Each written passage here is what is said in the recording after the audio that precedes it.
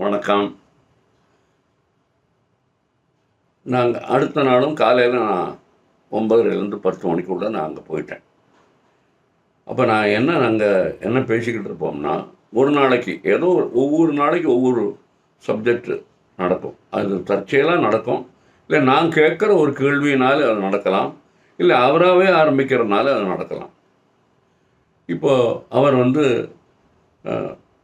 நான் ஏற்கனவே வேலை செஞ்ச இடங்களை பற்றி விசாரிப்பார். முதல்ல டெல்லி ஆல் இண்டியா ரேடியோ, அதில் என்னென்னா யார் யார் இருந்தாங்க. அதுக்கு பிறகு இங்கே சென்னை வானொலி நிலையம், அங்கே யார் யார் இருந்தாங்க. அப்புறம் பத்திரிகை தகவல் அலுவலகம், அங்கே யார் யார் இருந்தாங்க. இந்தியன் வங்கி, அங்கே யார் யார் இருந்தாங்க. ஏன் என்னை மதுரைக்கு ட்ரான்ஸ்ஃபர் பண்ணாங்க, அதுக்கான காரணம் என்ன, எல்லாம் அந்த என்னுடன் வேலை செய்த ஒவ்வொருவரை பற்றியும் விசாரிப்பார் மாமா. அது சில நாளைக்கு அந்த மாதிரி போயிடும். அந்த மாதிரியே நேரம் போயிட்டே இருக்கும். சில நாளைக்கு என்ன பண்ணுவார்னா, கீழே போய் அவரே கீழே இறங்கி போய் பெரிய மாமிகிட்ட கொஞ்சம் ஒரு கிண்ணியில் மோர் சாதமோ தயிர் சாதமோ ஒரு ஊறுகாயோ இல்லை ஒரு குழம்போ விட்டு எடுத்துன்னு வந்து என் கையில் கொடுப்பார். நான் காலையில் நான் போகும்போதே சாப்பாடு சாப்பிட்டுட்டு தான் போவேன். அந்த காலத்துல எல்லாம் காலையில் 8:30 மணிக்கே நான் சாப்பிட்ருவேன். மாமாவும் சாப்பிட்ருவார். இருந்தாலும் சாப்பிடுமையா அப்படிம்பார். அவர் தட்ட முடியாதுனால அவர் சொல்கிறது. அதனால நான் அப்படி இருக்கும்.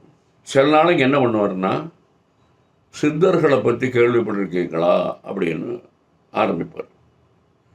18 பிரபலமான 18 சித்தர்களை பற்றி அவர் ஒவ்வொருவருடைய பேரை சொல்லி அவங்க எதனால் அவங்க முக்கியத்துவம் பெறுகிறாங்க, ஏன் அவர் இந்த மாதிரி 18ல் ஒருவராக இருக்கார், அப்படி அவர் எங்கே பிறந்தார், அவர் எங்கே சமாதி, அவரை யார் யார் கும்பிடுறாங்க, அவரை கும்பிட்டா என்ன நமக்கு பயன் கிடைக்கும், இந்த மாதிரி பல விஷயங்களை 18.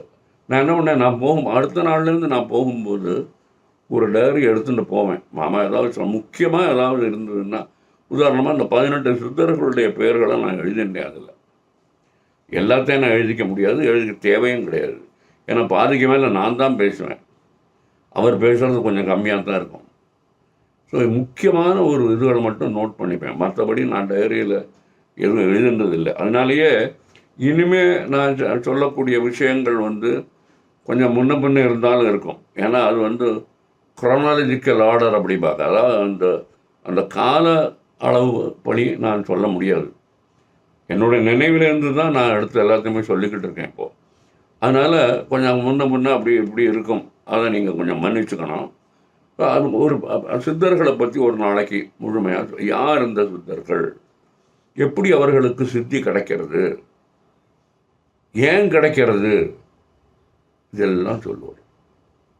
சில நாளைக்கு என்ன பண்ணுவோம்னா, நான் கீழே உட்காந்துருப்பார் மாமா, என்னையும் கீழே உட்கார சொல்லுவார். மாமி ஏற்கனவே புறப்பட்டு போயிருப்பாங்க. அந்த மாதிரி நாட்களில் பெரிய மாமியும் உட்காருவாங்கங்க. நாங்கள் 3 பேரும் பேசிக்கிட்டு இருப்போம். நாங்கள் கேட்குற கேள்விகளுக்கு பொறுமையாக நிதானமாக புரியும்படியாக ஒரு வித காரண காரியங்களோட பதில் சொல்லுவார் மாமா. எடுத்துக்காட்டாக சொல்கிறேன். ஒரு கேள்வி பெரிய மாமி ஒரு நாள் கேட்டா, ஏன்னா நீங்கள் கர்மா தியரினான்னு சொல்கிறீங்க, நிறைய பேர் படுபாதக செயல்களெல்லாம் செஞ்சுக்கிட்டு இருக்காங்க, அவங்கெல்லாம் நல்லா சௌக்கியமாக இருக்காங்களே, அப்போ அது எப்படி அதை நாம் நம்புறதுன்னு கேட்பாங்க. அதுக்கு மாமா பதில் சொல்லுவார்.